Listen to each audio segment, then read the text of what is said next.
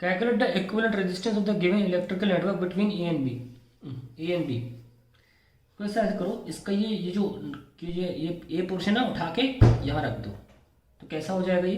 उठा के यहाँ रख दिया, ये इसको हम ओ बोल लेते हैं, ओ। मान लो ये क्या है, पी क्यू आर ले लो ताकि पता लग जाए हम कर क्या रहे हैं, ठीक है। तो अब ये ऊपर चला गया तो यहाँ की तरफ जाएगा पी, ये पी है, ओके। और ऊपर इधर चला गया ना, मैंने मिरर इमेज बनाया तो पहले ऐसे चला गया है, तो ये ए है, ये ओ है, तो अब ओ क्यू बना रहा हूँ, ठीक है। और ये बीच में जो पोर्शन है ये क्यू पी जोड़ रहा है। रेजिस्टेंस सारी सेम है, सारी कह रहे हैं 2 ohms के बराबर है, सारी सारी कैपिटल आर की वैल्यू 2 अब यहाँ चला गया, अब ये बी जो था इसको पलट दो यहाँ और पी से आर भेजो, है ना। रेजिस्टेंस क्यू से आर के बीच में भी एक रेजिस्टेंस है, और इस बी को भी उठा के ऐसे कर दो, ठीक है। ये भी 2 और ये भी 2 है, तो ये तो लिखा ही हुआ है पहले से। अब बिटवीन ए भी पूछा, तो यहाँ पे आप एक सोच लो कि बैटरी लगी हुई है ना। आप देख सकते हैं क्लियरली, व्हीटस्टोन ब्रिज जैसा लग रहा होगा दिखने में, जिसमें ये रेशियो आर्म्स है ना। और इनके रेशियो 2/2, यहाँ भी 2/2 और यहाँ भी 2/2 है, तो रेशियो हम बराबर होगा। इसका मतलब आप इस ब्रांच में को हटा सकते हैं, क्योंकि पी और क्यू की पोटेंशियल हो गई बराबर, तो इस ब्रांच में करंट होगा 0। तो इस रेजिस्टेंस का होना ना होना एक बात है। तो हटाने पर क्या हो जाएगा, 2 + 2 4। हटाने पर दूसरा डायग्राम बना लो, 2 यहाँ बना लो, 2 ये और ये, ठीक है।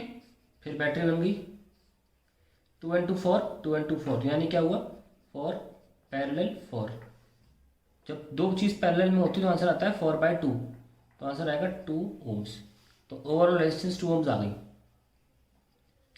ठीक है। जगह नहीं थी पेपर में तो यहाँ दोबारा लिखना पड़ा मुझे। Also calculate the current through C D. तो यहाँ सी डी जो है वो यहाँ दे रखा है, मैं लिखना भूल गया हूँ, सी डी, और ये तुम्हारा ए बी और ये है ई।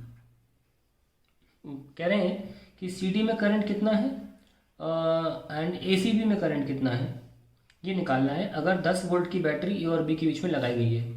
जैसे कि हमने आपको बताया था कि हमने इसको कन्वर्ट कर लिया था उस तरीके से कि हमें व्हीटस्टोन जैसा लगे, ये हमने ए मार्क किया था, फिर ये गया, ये गया, है ना। और यहाँ से सी की तरफ जा रहा है रजिस्टर आर, और डी और सी यहाँ है, ये लीजिए।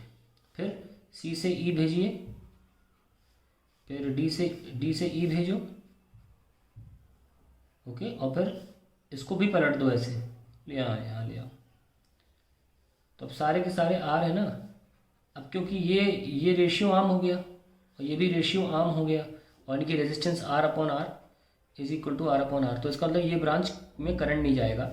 क्यों? क्योंकि VC और VD बराबर हो जाते हैं जब ऐसा होता है, तो यानी कि यहाँ की पोटेंशियल यहाँ की पोटेंशियल सेम हो जाती है, same to same potential current flow नहीं करता, तो ये रजिस्टर किसी काम का नहीं है ना।